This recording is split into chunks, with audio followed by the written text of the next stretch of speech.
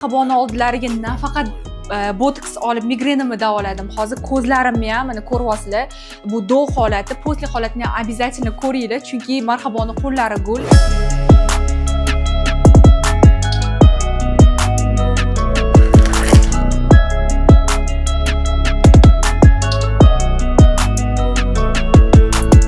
Mana hozir biza Lobari ko'zlarini tegi juda ham chuqur bo'lib qolgan va qorayishlar bor. Buni Prostraynda, boosterda to'ldirib beryapmiz. E'tibor beringlar, bu umuman filler emas. Ko'z tagiga filler mumkin emas. Shuning uchun biza booster qilib beryapmiz. Momentalniy effekt beradi.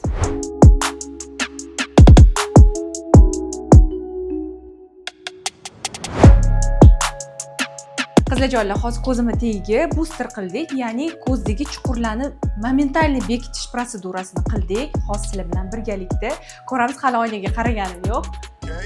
Vau! Shuni qiz rostdan ham momentalniy effekt berar ekan qizlarjonlar. Sizlar ham sezdinglarmi? Ko'zimda boya chuqurlar bor edi, qorayishlar bor edi. Menimcha bu yana ham ertaga va zo'r bo'lsa kerak. Marhaboga kattakon rahmat.